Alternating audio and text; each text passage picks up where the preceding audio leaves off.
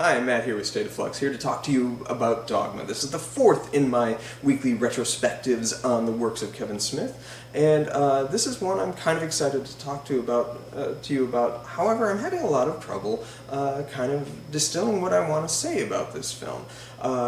This film is, in a lot of ways, one of Kevin Smith's finest moments, but it also showcases some of the worst habits Kevin Smith has. So I want to kind of deep dive into that. First, the plot. Let's get into the plot. The plot, Dogma, as you can imagine, is about religion. And this is a satirical sort of takedown of organized religion while also being a love letter to spirituality and Christian spirituality, in essence. That said, the movie does offer some really interesting tidbits. I'm going to get into that in a moment. The plot follows a couple of angels who have been banished to a life of purgatory in Wisconsin, and they find a loophole in Catholic dogma that can allow them entrance back into heaven. So, the agents of God pluck a girl to go on a quest, a holy crusade, to stop these angels from entering a church. Along the way, she meets a couple of prophets played by Jay and Silent Bob, as well as an apostle named Rufus, left out of the Bible, and a couple of muses show up, and then God and angels are also thrown into the mix. There's also a poop demon, a giant rubber poop monster. This movie is funny. It's unflappably funny. It is, I think, like, beat for beat, laugh for laugh, offers some of the most laugh-out-loud funny moments out of all of Kevin Smith's works. I said Clerks is his funniest film, and I think that's true in the sense that that movie is the most amusing all the way through. There are so many relatable moments if you've ever had a job in the workforce where you can hone in and find that movie just profoundly relatable. Dogma is his funniest in the amount of times that you will have verbose laughter escape you. However, it's also one of his most serious movies. It takes some incredibly dramatic turns, and there's some interesting twists sprinkled throughout the film, some of which are more obvious than others, but all of which land exceptionally well. I would argue that this is not only Smith's best screenplay, which I think, without question, this is Kevin Smith's best screenplay. I would argue this is one of the 10 best screenplays of the decade of the 90s. The screenplay for this is a tightly packaged, incredibly well-written, well-thought-out, well-reasoned argument for spirituality.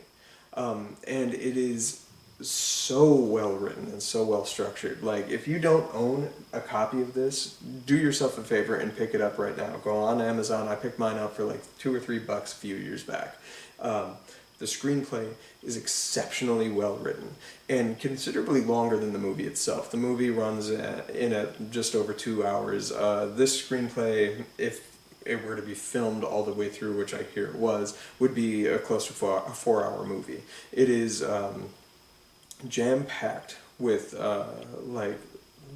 excised details that didn't make it to the feature film that really add nuance and texture to the thing. And I do feel like this movie was robbed of a Best Original Screenplay Oscar. I know it was 1999, that was a huge year, and had it originally had its 1998 release, which was originally planned, it probably would have gotten a lot farther with the nomination process. However, all the hubbub around this movie, and the fact that there was hubbub around this movie is insane.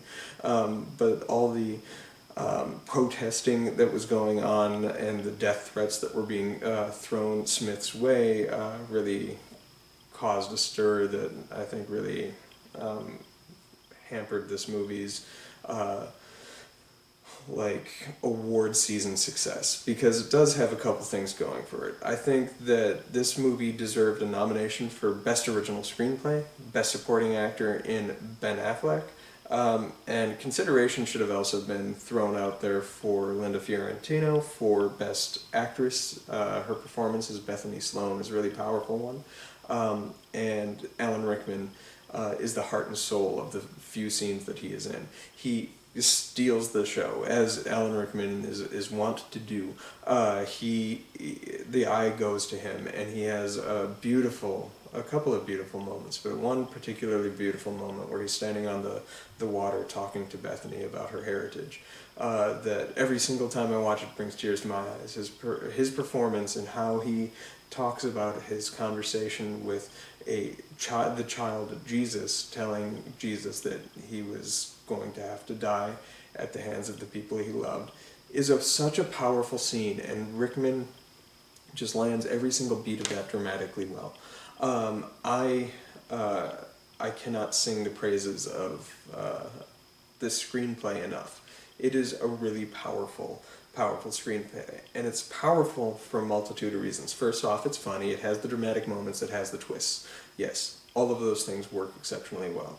However, oftentimes when you have something that is taking a very critical look at a topic, it offers only that. It offers only criticisms. It doesn't offer anything else. Like, one of my other favorite screenplays of the 90s would be the screenplay for Scream, or Last Decade with Cabin in the Woods. I think both of those are excellent satirical takedowns, while also being loving fan letters to the genre that they are trying to strip of its power.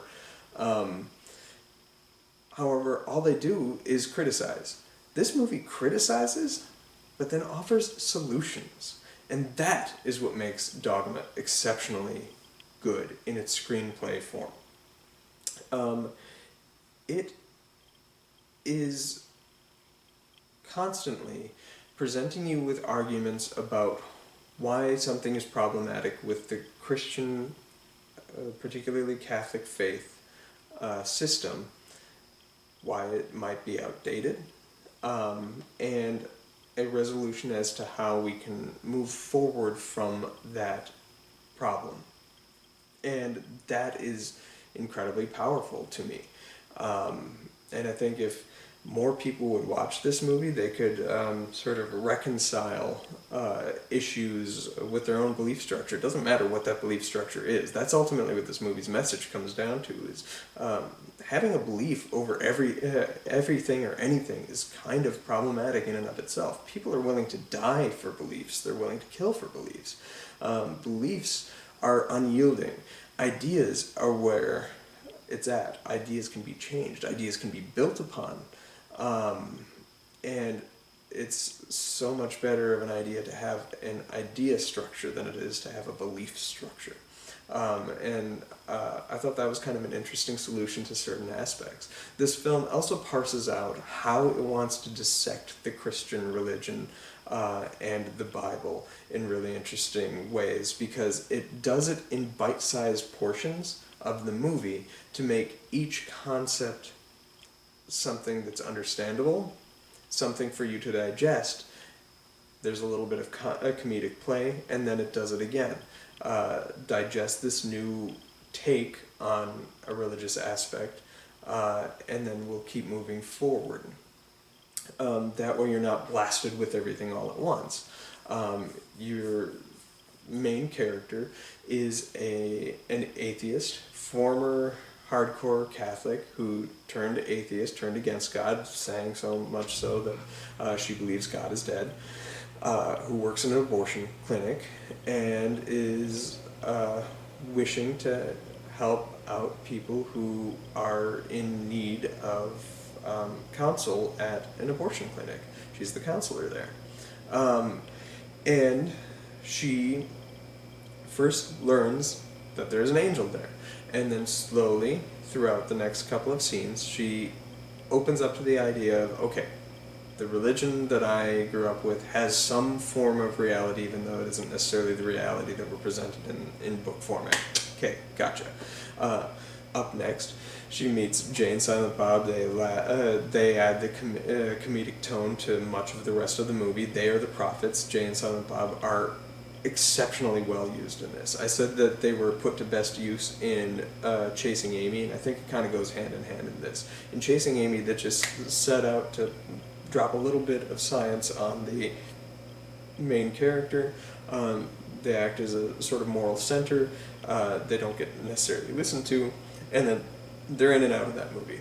This one, they're kind of the heart and soul of the movie, albeit in the background, and they're there for the comedic purposes, because this, for all intents and purposes, it's a pretty heavy movie without Jay and Silent Bob in it. Jay and Silent Bob lighten the mood, while also contributing to key aspects of story. Then we're introduced to Rufus, the 13th apostle, left out of the Bible because of the Bible's inherent racism. This is a book written by men, mostly white men, and so certain key aspects got left out of the Bible, including that Jesus was black, and that's his big dissertation. Is he wants to remind people that the Bible is set in the Middle East for a reason. Jesus is a black man in this story, and if we are to take the Bible as actual truth, he probably would have been a Middle Eastern and or black man in real life, the historical Jesus. So it takes time to delve into the racial politics of the Bible. Then it pivots over to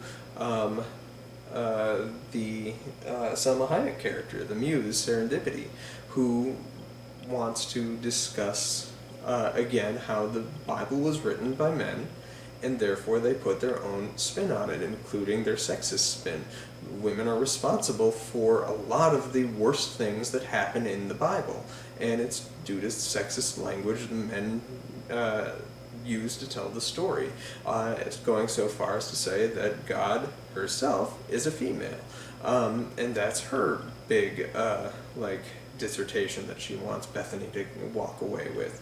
The film pivots to Bartleby and Loki, who take a stab at idolaters and really take a swing at Disney himself, or the global entity that Disney is, which is kind of a unique thing because Walt Disney co-financed this film. At least at one point, they ended up selling the film to the Weinsteins to self-distribute because of all of the protests that were going on around this film. So the Weinsteins ended up selling to Lionsgate, who got theatrical distribution, and Sony, who got DVD distribution, which is why it's a very hard film to find now, because the license all goes back to the Weinsteins. The Weinsteins are very much not a thing anymore. So that's why this film is not publicly available. If you can find a copy on DVD and or Blu-ray, pick it up. It is hard to come by and very expensive if you do. Anyway, so after they take a stab at idolaters out there, then the film attacks the Catholic Church itself for its efforts to take Catholicism mainstream by stripping it of its true meaning in a way to sell it and package it to the youth of America, which strips it of any form of meaning that ultimately the Catholic Church can really inhabit. And so it does take a couple big swings at organized religion itself before resting on the final revelation that Bethany is tapped for this big job because Bethany is the last descendant in the line of Jesus Christ. He is her great, infinitely great grandniece.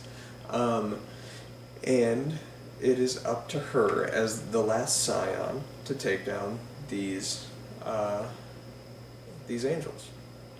And then we have to digest the fact that Mary and Joseph had children outside of Jesus.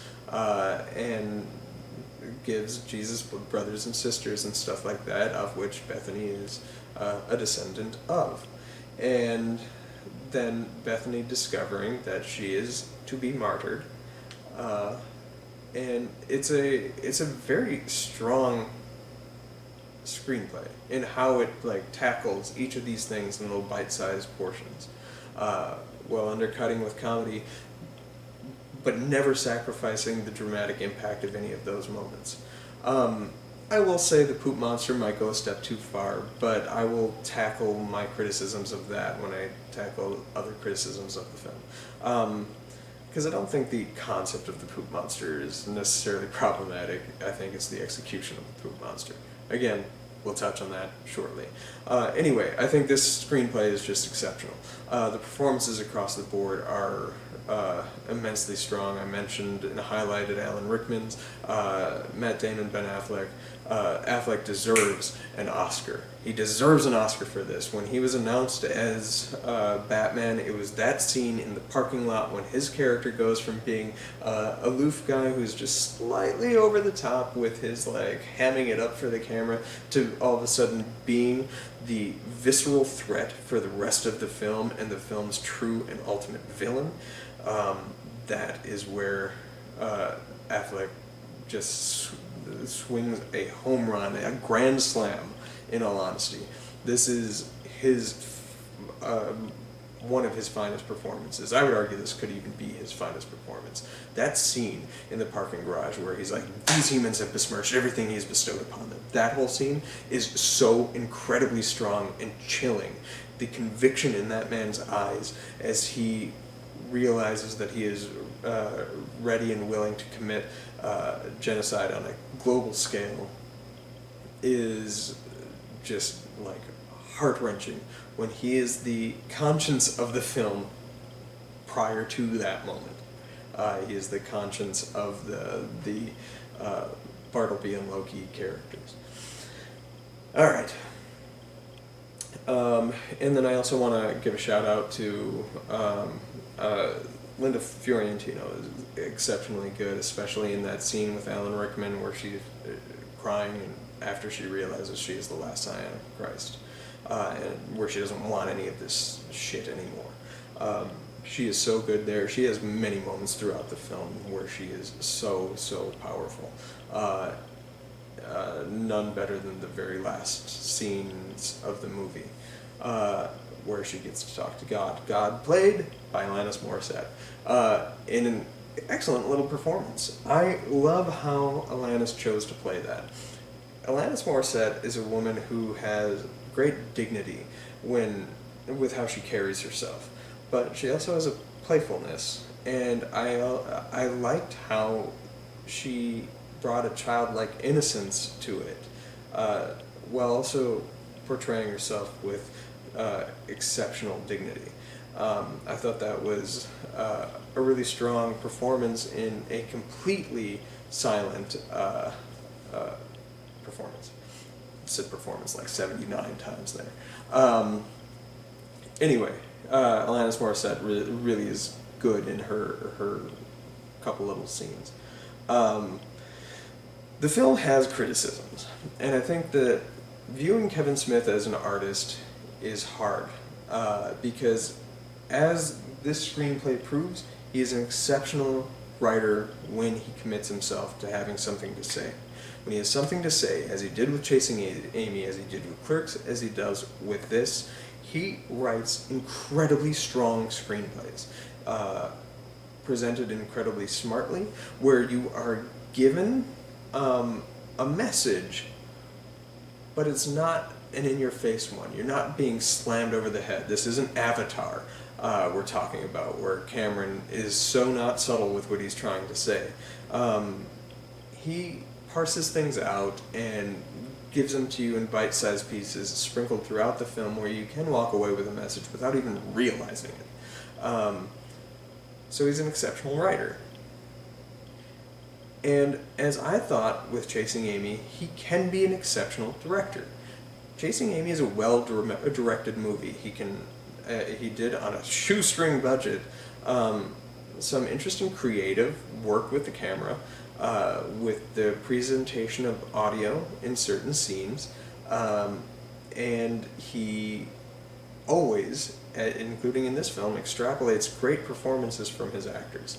And he does a great job with that aspect in this film, the extrapolation of performance. He gets that in this film. However, he has taken criticism and committed himself to being a poor director so many times that this film just oozes with his belief that he is a bad filmmaker. This movie requires creative direction. This movie requires a visual language far exceeding the one that we are given. And I think that is because Kevin Smith didn't think himself capable at the time to be able to deliver what this film needed, especially on a $10 million budget. This movie only cost $10 million. This movie easily required $50 million to like get what was on page on screen. So what he did was sacrifice scope for talking heads that he had done with Clerks, Mallrats, and Chasing Amy. Doing something like that for Dogma really doesn't work, and then it has kind of poor camera positioning at times, which I'm gonna take a stab at Harvey Weinstein here for his two things. Harvey Weinstein agreed to fund this film for as high as he did under two conditions. $10 million were a go if Joey Lauren Adams was not cast as Bethany. She was supposed to reprise her role as the lead in the Kevin Smith film, coming just off of Chasing Amy, to be Bethany in this film. Harvey didn't want her, so she had to go. And the other thing that had to go was DP Dave Klein. Dave Klein was his director of photography for Smith's director of photography for both Clerks and Chasing Amy, I believe at Mallrats as well. He hadn't worked with anybody else, and Dave Klein was booted from this one. And I think that's a real shame for both parties involved. Joey Lauren Adams didn't really have a good career recovery after Chasing Amy. Chasing Amy might be kind of the peak of her career. She'd been in other like name movies, I think Biodome, and she'd go on to be in Big Daddy, for heaven's sake. But she didn't have any career swings like she did with Chasing Amy, and I think that had a lot to do with like the Harvey effect. And her not being in this is a shame for her career. She got a Golden Globe nomination for Chasing Amy. She probably deserved a shot at this, if not for Bethany, then for like maybe the Muse or I don't know, even God or something. But losing Dave Klein showed growth from Clerks to Chasing Amy. Chasing Amy has an artistic vision at times. It's still a Talking Heads movie, but I have faith that he would have been a little more inclined to give us a different, more interesting look to Dogma, or at least a more consistent one. The director of photography for Dogma, a person whose name I don't know, I do apologize, gave us a lot of static shots that just looked fugly. There's a scene where Ben Affleck is pulling a bottle off the table. It's just like a clear cutaway. It's poorly directed, and this is both on Smith's hands as well as the director of photography. Dave Klein has gone on to do some really strong visual work. He's directed for the TV show Homeland. He's currently working on The Mandalorian. And he would reteam with Kevin Smith for a couple of his films, including what I think is Kevin Smith's best looking feature film once Smith committed to the whole artistic visual of storytelling. We'll touch on that movie as it comes down the line. However, the loss of Dave Klein, I think, really hampered that, and I think Smith, working with a new director of photography, somebody who wasn't familiar with, and as Bruce Willis has pointed out in interviews later on down the line, Smith doesn't even know his lens sizes and stuff like that. I think Smith freaked. This is a movie that's far bigger than he was capable to commit to. So much so that he offered the job to Robert Rodriguez. Robert Rodriguez said that, told Smith that he wasn't going to direct the film because it wasn't his story to tell. He felt very personally that Smith should tell this story. That is the correct choice. So Smith finally just talked him into storyboarding the action scene that was supposed to be the big shootout with Loki and all the people at the movie's executives panel. And eventually that just didn't end up winding up in the movie itself. But scenes like that, like this movie is essentially a great big comic book, but it's not allowed to be a comic book because it didn't A, have the budget, B, have a director capable of giving a cinematic look on the scale of a comic book movie, even a 90s comic book movie. We couldn't even get a Batman and Robin or a Batman Returns up in here. Not even a Steel. So what we're left with is a somewhat fugly movie that has a good chipper run, and an excellent score by Howard Shore, who gives a really good comic book kind of score to the film. So it feels like it should be a comic book movie, but just doesn't look like it. And it's a shame. The big fight that happens inside the train between two all-powerful angels and Jay and Silent Bob and Rufus is like the slappiest fight in the world, and this is something that Smith has said. And then going into the big final battle with Ben Affleck versus everybody at the end, like Affleck's like very visually moving around a lot, and he's a very physical specimen, so he's telling his section of it, but it's just not photographed in any way that is compelling or lets you assume that anybody is capable of getting hurt or taken down, and it's a shame for the film. This film could be Kevin Smith's masterwork, because the screenplay certainly is. Visually, this is one of his laziest movies. This isn't even as compelling to look at as Mallrats was, and that's a shame. This movie should be, and it's just not. And he proves himself incapable of being, at the time, a visual filmmaker, and it's something that I think he talked himself into. Had everybody from Clerks onward say, what a great looking movie Clerks or Chasing Amy was. Had nobody said anything about how it's just a single camera setup movie, I think he would have had the confidence to try and deliver an action movie, because he has a visual imagination. The screenplay is clear evidence of that, as well as his comic book work. He would, around the same time, have been writing Daredevil and Green Arrow. And both of those sell scenes that require very visual, imaginative thinking. And he delivered excellently in those comic books. It's just a shame he could not deliver that to the big screen. So that's the big criticism of Dogma, is visually this film is like thoroughly lackluster. The fact that it didn't get awards play the year that it came out is due in part to two reasons. Number one being that it was 1999, and that was a front-loaded year of just like hardcore, like it's considered one of the greatest years of cinema, and it, like deservedly so. Had this come out initially when it was originally set to release in 1998, I think it would have had a much stronger chance of getting at least a screenplay nomination. Or maybe recognition in acting here or there. But it didn't, because certain Catholic leagues attacked the movie and tried to take it down. And controversy got the Disney to like back away from the film and sell it to Weinstein, as I already mentioned. So that really kind of hampered this film's legacy. I think this is an awards film that doesn't have any awards, and it's a shame, because it has a couple Razzies. Apparently they went after Salma Hayek, and I'm not sure why. She's lovely in the film.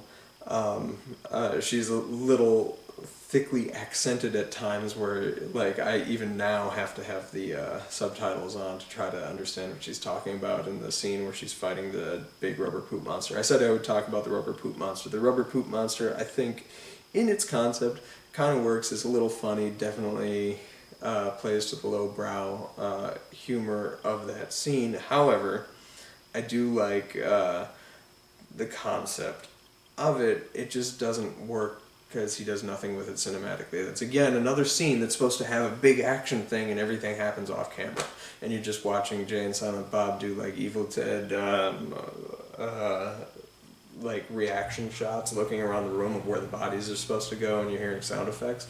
And that doesn't work because he's not even as good as Sam Raimi at capturing the looks of the scene or selling that. Because if you watch the Evil Dead 2, where he's clearly borrowing that from, the camera has movement as it's doing that. It's like zooming in on Ash's face as he's like pulling back and looking up, and you're getting tight close-ups here and there. This movie just didn't offer anything like that. This movie also visually quotes either Jaws or Vertigo, depending on, I'm assuming it's a visual quote of Jaws because of Smith's love for the film Jaws, but it's really Spielberg was visually quoting Hitchcock.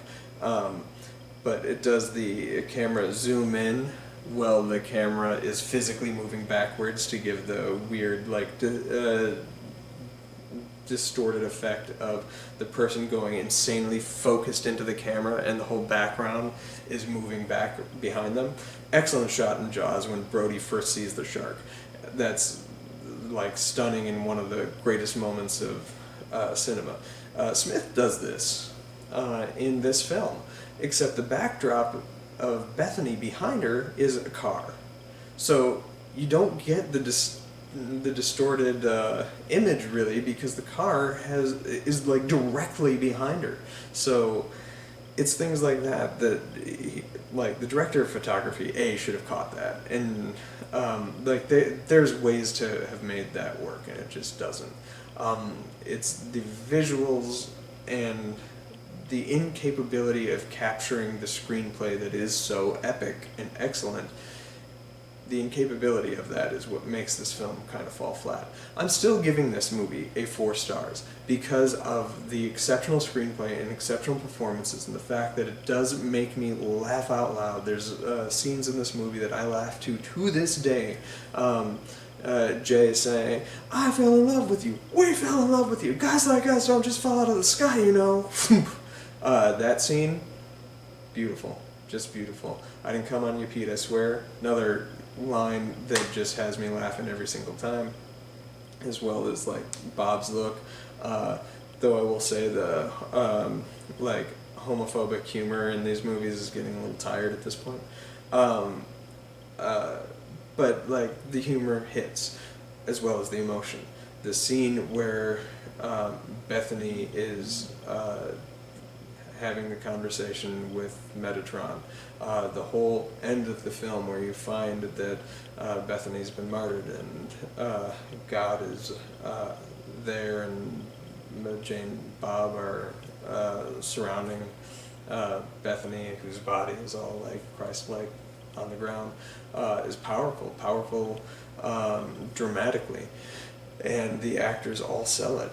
The scene where Affleck thanks God for the mercy she's about to give him for the sin he was about to commit is incredibly powerful, excellently played by both Affleck and Alanis Morissette. All of that is what leads me to give the movie 4 stars. Probably doesn't necessarily deserve it because of its like little nicks on its visual storytelling, and those little nicks really make scenes like the boardroom scene drag on. If that had had a visual language to it, that scene is not boring in its like written form. It is compelling. The film should showcase how compelling it is, and yet it doesn't. So anyway, Dogma. I give this movie 4 stars. It is so good. And you don't even have to believe in Christianity or have even very much familiarity with Christianity to appreciate this movie. It's just simply a good movie. Enjoy this film. It is interesting in what it's tackling, what it's trying to say, and what it does say about sexist politics of religion, racial politics within religion, and the minutia of religion itself, its meaning, and what happens because of it in this world. All of that is addressed in really interesting ways. This movie is exceptionally strong, and I urge you to give it a chance if you're able to find it. Hard movie to find. But take the time and do so. It is very good. My next movie is going to be the summation of the View Askew universe. At least it was at the time, and it's going to be the summation of the works of Kevin Smith of the 90s. And pretty much the end of the chapter for the first part of Kevin Smith's career. So next week we will address Jay and Silent Bob Strike Back. Thanks for watching. I'm sure this got way over long, but there's really a lot to say. The one thing I didn't say that I really wanted to address is that I haven't talked about yet in any of these videos is in Clerks. There's an excellent moment where they dissect pop culture. And this happens in the first 4 of Kevin Smith's movies and kind of gets dropped for every movie after that, and it's a real shame. It's one of my favorite things that I look forward to in watching a Kevin Smith movie from the 90s, because he only does it in these. In Clerks, it was the Death Star discussion and taking something from movies and applying real-world thoughts behind it. So it was the Death Star scene and the public contractors stuff, the kryptonite condom from Mallrats, and the minutia of how Lois and Clark can never really coexist. It's the Archie Comics scene in Chasing Amy, or the Star Wars Lando Calrissian scene kind of does it too, but it's really that the Archie Comics. This one, it's Alice in Wonderland, or Alice Through the Looking Glass, and distilling the scene between the carpenter and the walrus, and how that is really a spin on religion, and exceptional writing, and how Matt Damon convinces a nun to back out of her religion in that scene is so funny and so amazing and well-reasoned. It's brilliant. But anyway, that's one of my favorite things when Kevin Smith really dissects pop culture, something that he really doesn't do much of. He more acknowledges pop culture from plenty of times in the other movies, because you have the Lord of the Rings scene and Clerks 2, but you never really get a full dissection of some pop culture scene like you do in those 4 movies, those 4 scenes that I specifically mentioned. So anyway, Jay and Silent Bob Strike Back coming at you next week, and the ones after that will probably be a lot shorter. Dogma's length here scared you, I get it. But if you made it through to the end, you're a rock star. Thanks for watching. Drop a comment in below saying I made it, and I will give you a pat on the back and maybe a shout out in my next video. Thanks for watching. Bye-bye.